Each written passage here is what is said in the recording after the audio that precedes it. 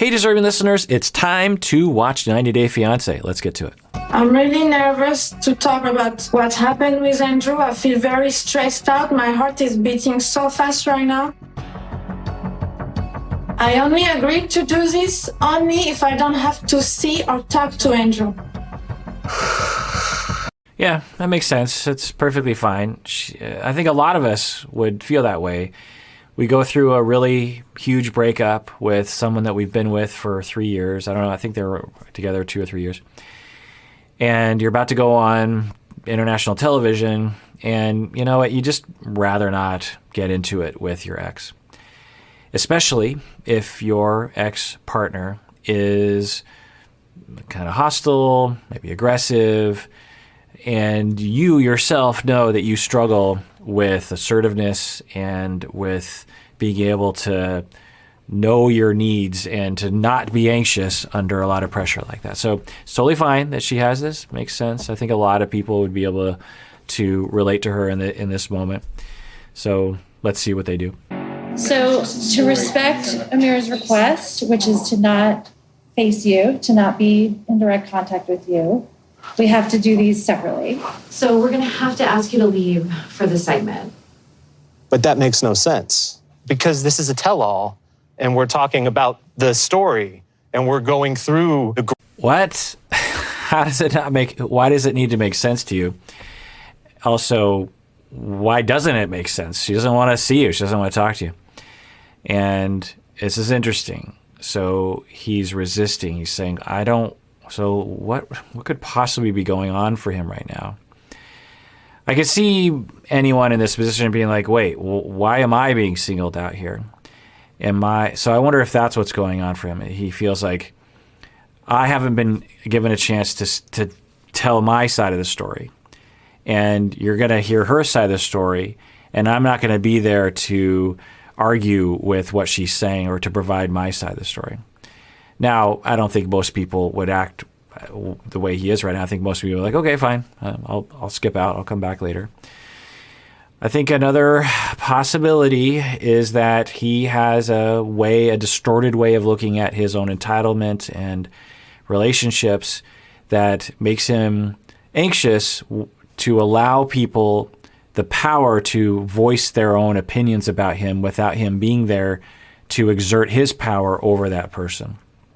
I don't know, but certainly that's one of the speculations for sure. I also wonder if he has traumas about being rejected and about being removed from a situation. We could imagine he's a young child and he's not allowed to speak his mind, and he said, you're going to go to your room or something like that. I mean, who knows? But it's just weird that he would react this way. But, maybe he'll say, okay, fine, and he'll walk out and everything will be fine. Just don't show me on the camera. We have to respect her wishes on that. I'm just going to go home. Like, I don't understand why I am not allowed to simply engage in the conversation. People have had to face really difficult conversations with people who are adversarial to them. So what's the purpose of this? I'm going to go home? It sounds like he's in distress. We could imagine a child saying such a thing like, I'm going home. And what's going on with him right now? He sounds like he's actually in a lot of distress. I wonder if he's experiencing a fair amount of emotional distress right now. Some anxiety, some worry. So it would be safe to assume, if you're him, that, okay, I'm going to leave the room, and then Amira is going to talk about how terrible of a person I am, and everyone in this room is going to agree that I'm a terrible person, and all the audience members are going to agree that I'm a terrible person. I mean, I'm just going to assume that the internet talks badly about him in probably a very harsh way. Maybe he deserves it. Maybe, I don't know. He probably doesn't, honestly, in terms of the amount of hatred and possibly death threats. Who knows? Point is that he would be rational to say, okay, I'm going to leave the room. Amira is going to complain about me. Everyone's going to agree, and I'm not going to be here to defend myself. And that feels very horrible to me. Now, a lot of people would say, well, you made your bed, you got to live in it.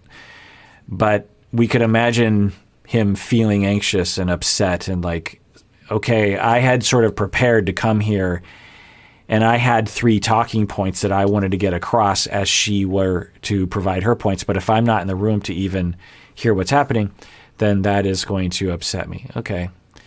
But again, I think a lot of people would say, now, the same distortions that led him to treat Amira in a certain way could also lead to the distortions that are at play right now. I'm not quite sure what's happening. Maybe he'll talk about his emotions or get to why he's exactly doing this. I've literally come here for the conversation. That's exactly what we're going to do is allow each of you to tell your side of the story with the group, with the same treatment equally. Like the same treatment equally feels like if we're both here equally. I'm gonna go home, guys. I'm sorry. This is not acceptable to me, and this is unfair. So this is interesting. The amount of inflexibility, I don't know if that's the word we use. I don't know if we use entitlement. I don't know if we want to use the word dramatic. Who knows what's going on here? So on one hand, maybe he's trying to manage the way people see him by making it's like, look, I need to be here because I need to manage what's being said about me because I'm worried about what the public feels about me. I don't know if that's happening. Seems possible. And then in the process, he's like, but if you're not going to let me do that, then I'm going to leave. So this is one of the characteristics of a defense mechanism, that as we try to defend ourselves from bad things happening to our emotions and our selfhood, we will end up using a defense and it will actually cause the problem where sometimes we're trying to avoid. So total speculation. Let's say he's trying to avoid people thinking badly about him. And so in this moment, he's like, no, I need to be here. I'm trying to avoid people talking crap about me without me being able to affect the result. And if you're not going to let me, then screw it, I'm out of here. And then by doing this, I'm guessing he's going to cause everyone to think that he's a big jerk face for being inflexible and seemingly trying to control Amira even after they've broken up. So, but I don't know. It's hard to say what's going on because it's just hard to read. Can I get the sound guy? And can I get a ride back to my hotel?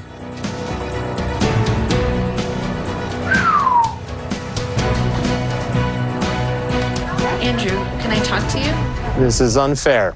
And I'm not gonna accept this style here. So I will go home if I'm not allowed to have this kind of conversation. Okay, so it doesn't seem like he wants to go home. It seems like he's using it as a threat, which we have seen him do with Amira, right? When he's not getting his way, he starts to use threats, some kind of leverage against people.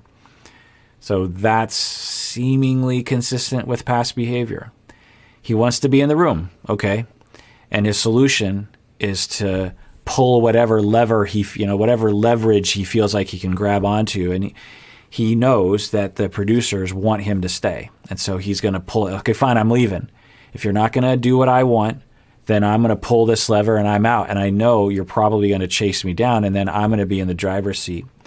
Again, I don't know if that's the accurate conceptualization, but it does make one wonder if this is a frequent defense mechanism that he calls upon. Andrew, we can't force anybody to do anything. We can't force you to stay. Okay, well then I am gonna. But we also can't force Amira to talk to you. This isn't a fair agreement at all. So he keeps using the word fair, and I wonder if he has some kind of traumas around unfairness. When we go through a lot of unfairness growing up, we develop this schema that the world is unfair.